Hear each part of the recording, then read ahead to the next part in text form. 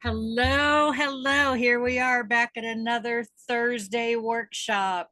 And this is actually week 9. We've only got one more after this. So thank you for joining me. Today, we're going to be talking about community and the importance of having community and that social connection. Um, So let me just adjust my glasses here a little bit so you're not looking at a glare. And then I'm just going to dive right in with this.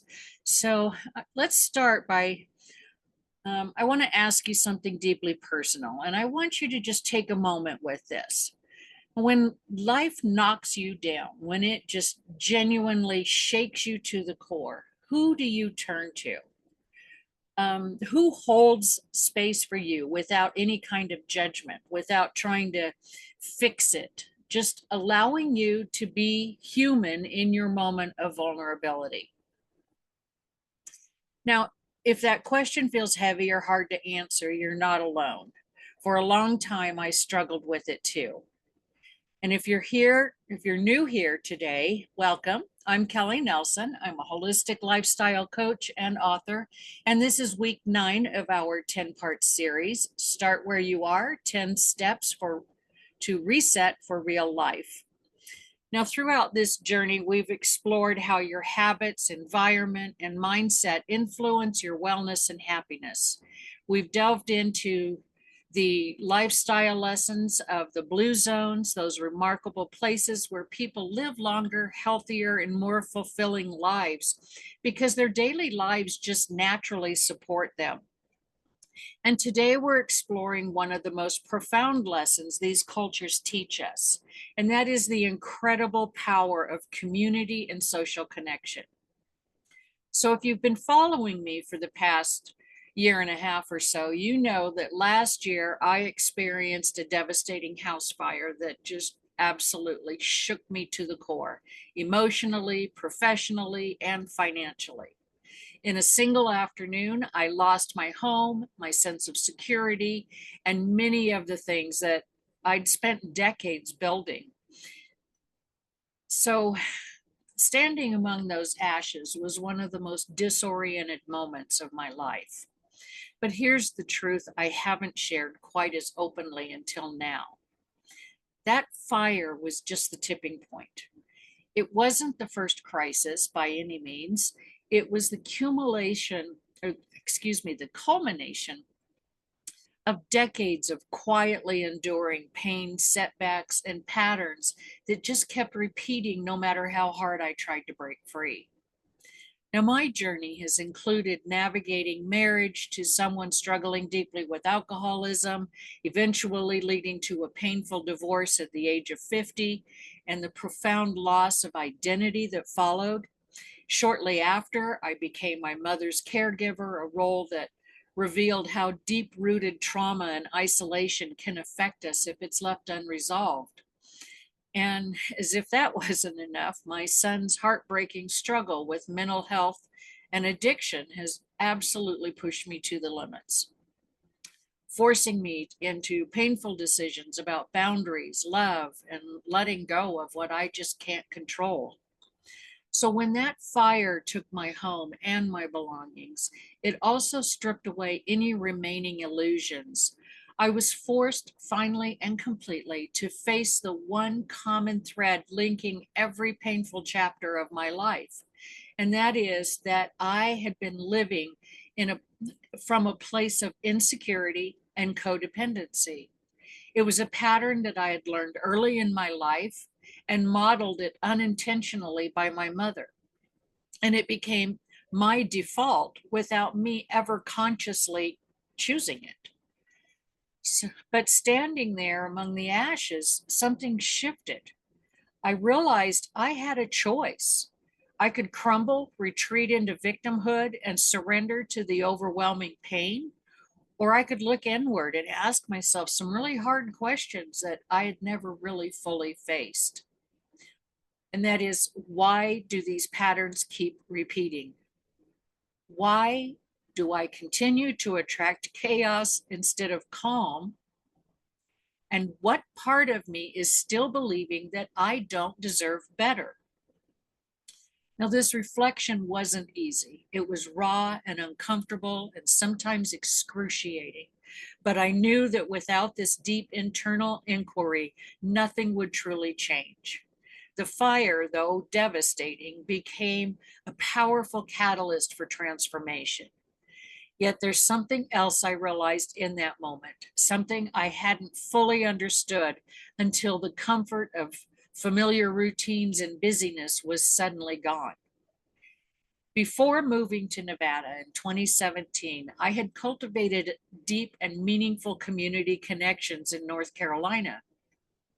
We'd only been there for a few years, but I started a meetup group that became wildly successful. And these relationships that I developed through that group supported me, they nourished me, and they provided me with a profound sense of belonging. But after moving, despite all of my best efforts, we struggled to recreate that same community. Life felt busier than ever, and we convinced ourselves there'd be plenty of time for building connections later when things mellowed out, but it didn't work that way. I was caring for my mother, which was actually the impetus for us moving in the first place. And I was just busy all the time doing things. And so I thought, well, I don't really have time. And then, a few years later, the pandemic struck. And boy, you've never experienced anything until you see Las Vegas, the place that never sleeps, completely empty and go to sleep for weeks at a time. That was pretty eerie. So when the fire happened and stripped everything away, I suddenly saw with painful clarity just how isolated and lonely I had become. I'd been so busy managing my life, my business, and my obligations that I hadn't even realized how deeply I needed community until I had none. And that's why this work matters so deeply to me. It's why I wrote my book, why I created this workshop series, and why I launched my coaching program to help women like you build a life rooted in wellness, connection, and genuine community.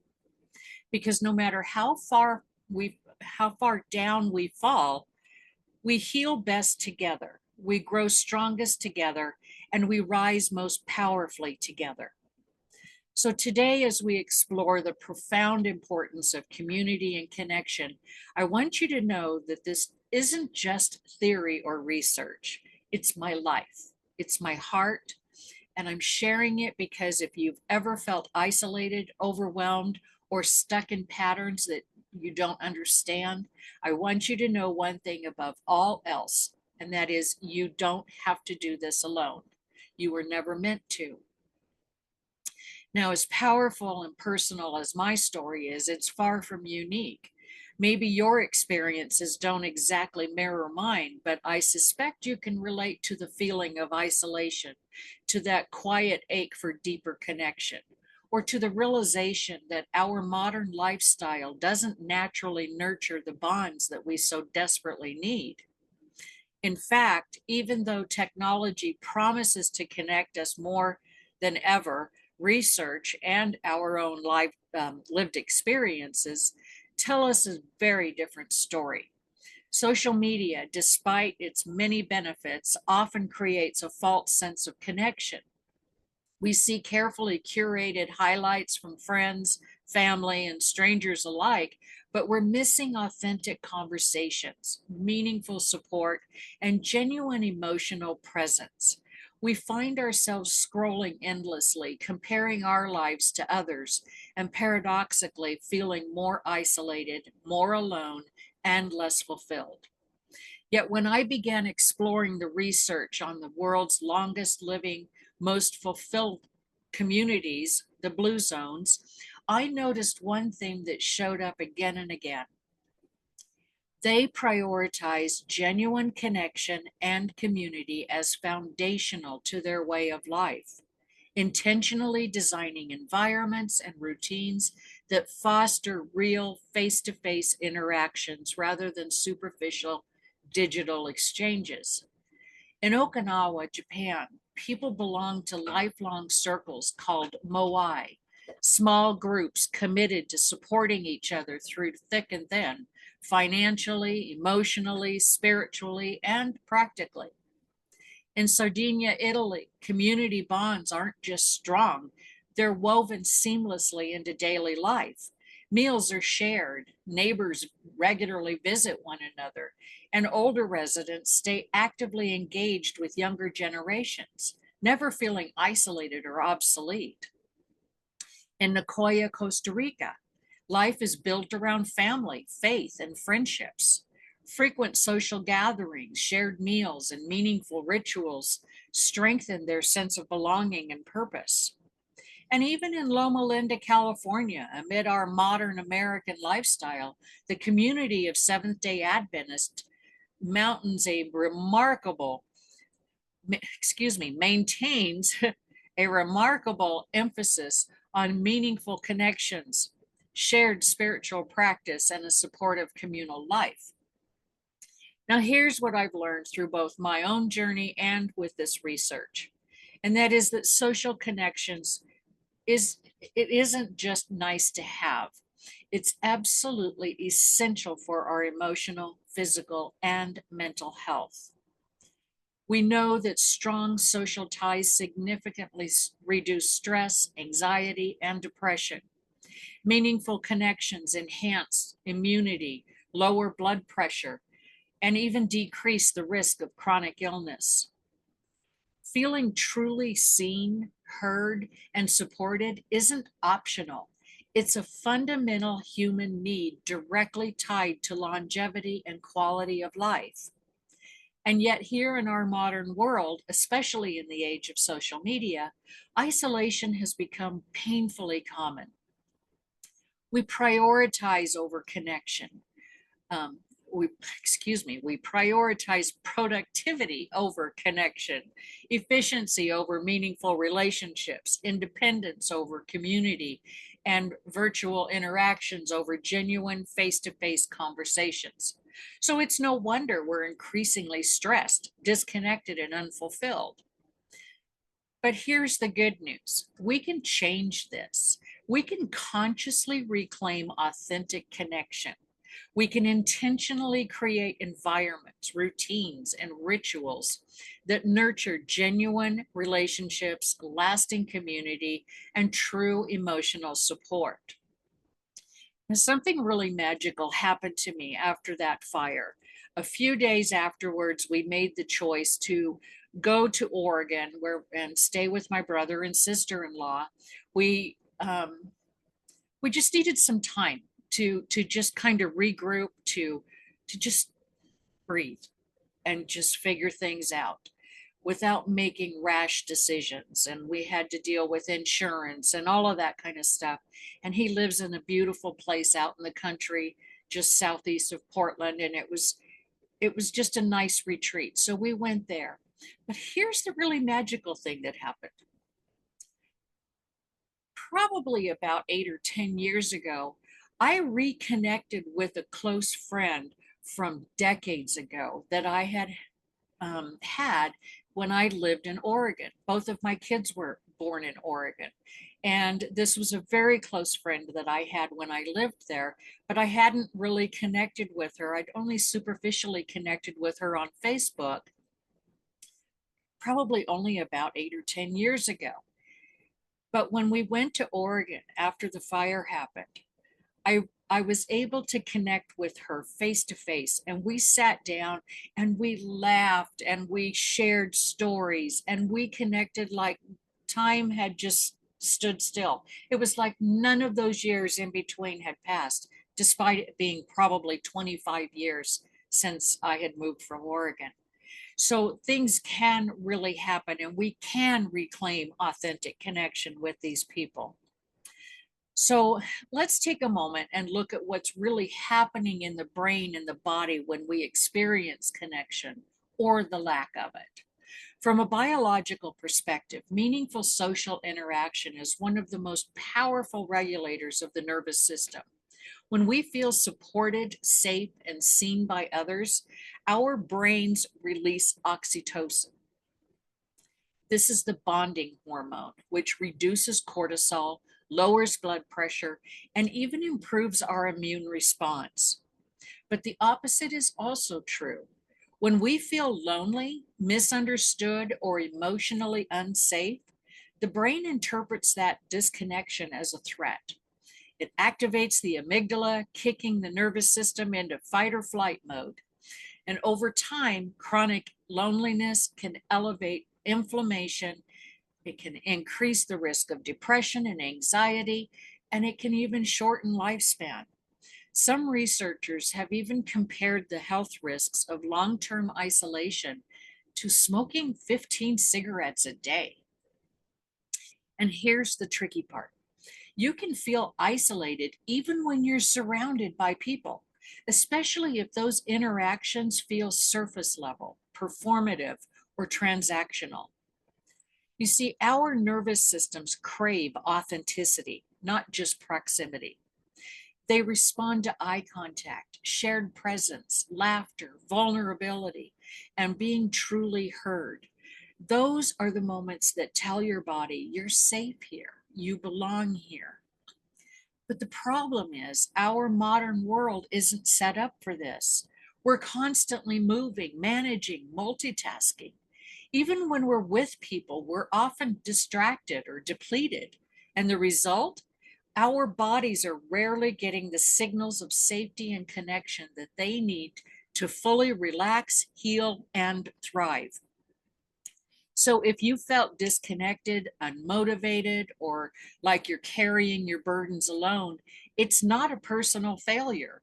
It's a biological response to a culture that often overlooks one of our most essential needs, and that's real human connection.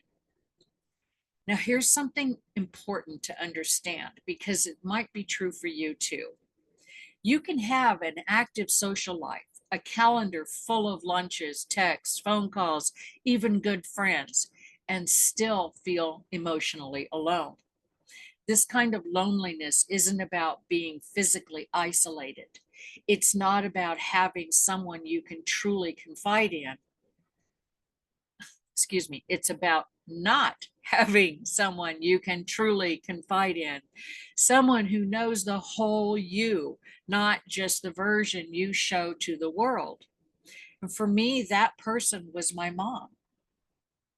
We didn't always have the easiest relationship, but we were deeply connected. She knew my story, past and present. She understood the weight that I carried, and she carried some of it with me. She was the one person I didn't have to explain myself to. So when she passed away 5 years ago, something shifted.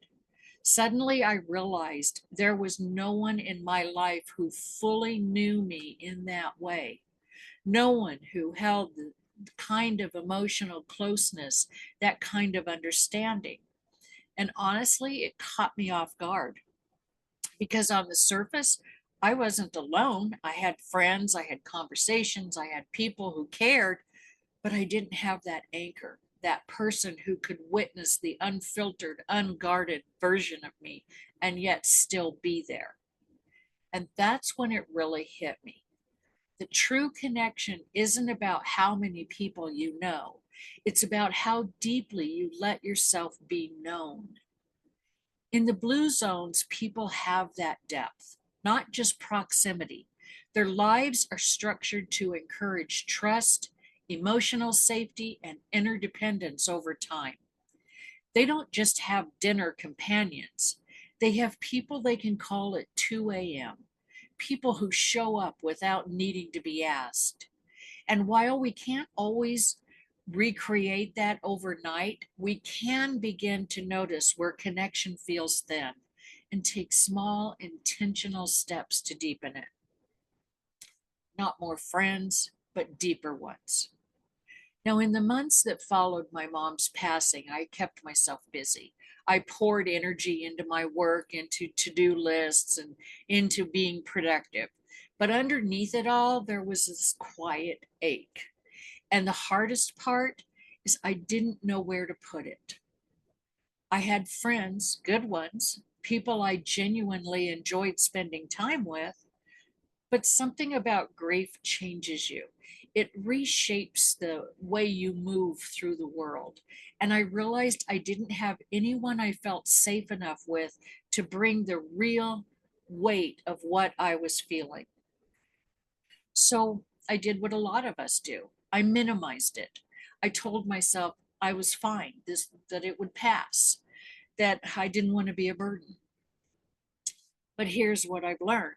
When you consistently show up for everyone else, but rarely let anyone else show up for you, you build a life that looks really full, but feels really empty.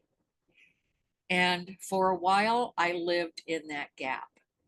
It wasn't until I started reevaluating everything after the fire, after all the unraveling, that I began to see it clearly. I had been deeply invested in doing, but rarely making space for being seen. And without that, no amount of socializing could ever fill the void.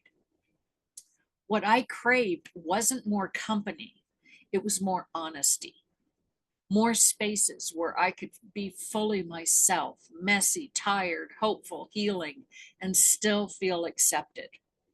And slowly, I started giving myself permission to seek that out, not in a loud or dramatic way, but in quiet, intentional moments, sharing a deeper truth in conversation and noticing who stayed, saying yes to invitations that felt nourishing and no to ones that didn't, and letting people in, not just into my schedule, but into my story. And each time I did, something shifted, not just in my relationships, but in me. Because connection doesn't just heal through others, it awakens something within us. It reminds us that we're human, that we're wired to belong, that we don't have to carry it all alone. There's one more thread that we haven't really talked about yet, but it runs quietly through everything we've covered today, and that's faith. In every blue zone community, you'll find some form of spiritual practice. It doesn't always look like organized religion, but it always looks like belief in something bigger than oneself, a higher power, a shared purpose, a deep trust that life is more than just a to-do list or a series of random events. Now, for me, that faith has never been about rules or rituals. It's about relationship. It's about connection, not just to other people, but to something very sacred, something steady, something much greater. I don't talk about this often, but it's been the quiet foundation beneath every step I've taken. In the darkest moments when I felt lost in grief or overwhelmed by uncertainty or standing in the ashes of what used to be, my faith in God, in something greater than me, is what kept me from sinking. It's what whispered, "This isn't the end." But here's what I've come to believe even more deeply over the past year. Faith and community are not separate forces. They strengthen each other. When you're surrounded by people who remind you of your worth, your resilience, and your purpose, it becomes easier to trust in something bigger. And when your faith is strong, it becomes easier to show up for others with compassion, patience, and grace because you're drawing from a much deeper well. This kind of support, both seen and unseen, is what gives us the courage to begin again, to reflect, to rebuild, to rise. So if you've ever felt like something was missing, not just socially, but spiritually, you're not broken, you're human. And maybe what you've been missing isn't more effort, but more connection to others, to your purpose, to whatever you hold sacred.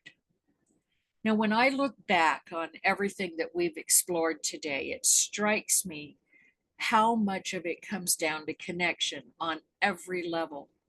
The connection we feel or don't feel with people around us, the connection we have to our own inner truth, and the connection that we nurture with whatever grounds us spiritually. We've talked about the kind of loneliness that can live beneath a full calendar, that the kind that whispers, no one really sees me. We've talked about how true connection isn't about quantity, it's about quality. And how the nervous system, the heart, even our cells respond to moments of real presence and shared understanding. And we've looked at how community is designed into the daily rhythms of the longest living cultures, not treated as an afterthought or something to squeeze in between deadlines. And we've touched on something even deeper, the quiet power of faith to carry us when nothing else seems solid. And maybe, like me, you're realizing that even with all the external noise of modern life, what we really crave is just a sense of belonging. And here's the thing about belonging, it's not something you stumble into, it's something you participate in. Just like any meaningful relationship, it requires intention. Friendship, true soul nourishing friendship, isn't passive, it's something that we nurture. We can't just wait for someone else to reach out, check in, or open up. We have to be willing to do those things too, to extend the kind of support that we wish we had, and trust that the right people will meet us there. So let's talk about how we begin doing that gently, intentionally, starting right where we are. So the first step is to reach out intentionally. Think of one person in your life that you've lost touch with, not out of conflict, just drift. Someone you care about but haven't had a real conversation with in a while. Instead of saying, let's catch up sometime, try something more specific like, I've been thinking about you. Want to grab coffee next week or hop on a call Tuesday? Small gestures of initiative often open the door to deeper connection. And that was the one thing I did with my dear friend from Oregon, so that I had lost communication with for so many years. And yet it opened right back up again as soon as I reached out. Number two is let yourself be seen. This one, this one can feel really uncomfortable. It's where real friendship begins, though. In your next conversation, whether it's a friend, a neighbor, or even a new connection, see if you can share something real. It doesn't have to be heavy, it just needs to be honest. Something like, it's been a rough week and I didn't realize how much I needed this talk. Vulnerability is a risk, but it's also an invitation. Number three is create rhythms, not just moments. Connection isn't just about big reunions or heartfelt talks, it's about rhythm. Could you start a weekly walk with a friend? A standing Sunday call with your sister? Blue Zone communities don't rely on spontaneous hangouts. They build rituals that keep people woven into each other's lives. So think about it. Who could I build a simple rhythm with? Number four is give what you want to receive. Friendship is a two-way street. If you want more support, encouragement, or presence, practice offering it. Send a check-in text. Offer to help with a small task. Remember a big date in someone's life. When we nurture others, we often begin to receive what we've been missing. And more importantly, we become the kind of friend we'd want for ourselves. And number five is reconnect to something bigger. Whether you call it God, spirit, source, or simply a sense of peace, make time to reconnect with whatever grounds you. That might be prayer, journaling, meditation, being in nature, or just a few quiet minutes in the morning to ask, what matters most today? This isn't about religion. It's about returning to the deeper current beneath the noise. Because when you feel spiritually supported, you show up differently with more patience, more presence, and more purpose.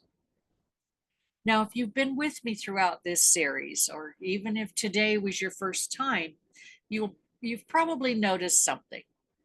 Holistic living isn't about willpower, discipline, or another set of rules to follow. It's about making aligned choices that honor your values. It's about taking care of your mind, body, and spirit, not just when it's convenient, but every single day. And it's about surrounding yourself with people who get it, who are walking the same path, who won't let you shrink back into old habits or old patterns, and who will cheer you on every step of the way. That's how the Blue Zones do it. They've created cultures to make healthy, connected living the norm. But we don't live in excuse me, we don't live in blue zones. We live in crazy town. We live in a culture that glorifies burnout and isolates us from each other and sells us band-aids for problems that require healing. Most of us were never taught how to create a life that feels nourishing, steady, and fulfilling. And because we've been shaped by decades of messaging, trauma, and distraction, we can't flip the switch overnight. And that's why resolutions fail. But what if, instead of trying to do it all alone, you had a guide who knew the road ahead? What if you had a plan that wasn't overwhelming but sustainable, built on baby steps, not big promises? And what if you had a community of like minded women who showed up just like you, ready to grow, support one another, and celebrate even the smallest of wins? Because that's what this program is about. And today I'm officially opening enrollment for my new 12-week group coaching experience. It's a beta round designed to support you in rebuilding your habits, your energy, and your life in a way that actually works. We focus on progress, not perfection. You'll get expert guidance, weekly live sessions, and support that's tailored to real life. And you won't be doing it alone. And for those of you who are here with me right now, this is your moment. When you enroll today and use the code Phoenix 300 at checkout, you'll get $300 off the full program. But this offer ends tonight. And I mean it when I say it. Don't wait. Life will keep throwing things your way. The timing will never be perfect. And one day becomes someday, and that becomes never. I watched it with my mother, and I started modeling the same thing myself. Don't make the mistake my mother and I made. Don't keep putting yourself on the back burner while life rushes by. You are worthy of care. You are worthy of support. And you are worthy of a life that actually feels good to live. I'll put the link in the chat along with the code, and you have everything you need to get started today. So let's redesign your life together. So let me get that link in the chat. And I do appreciate you being here with me. This was not easy to get so vulnerable and to share so many personal things, but it is important that we do this. It is important that we have these friends and these connections and to do the things that we need to do. So if you are ready to make that change, to start saying yes to you for a change, then let's do it. I do want to thank you for being here with me today. I can't believe we're already almost to the end of this 10-part series. I do want to say also that I am getting the slowly but surely getting over the learning curve of trying to get these things edited and onto YouTube. And I will be putting the second one out tomorrow. I think it'll be out actually this afternoon, but Jens or anything else to add, then I really hope that you will take me up on this. I have really enjoyed this, and we only have one more session now left, and that's next week on Thursday. And that's where we're going to pull all 10 of these workshops together into one place. Thank you for joining me, and I will see you next week. Bye bye.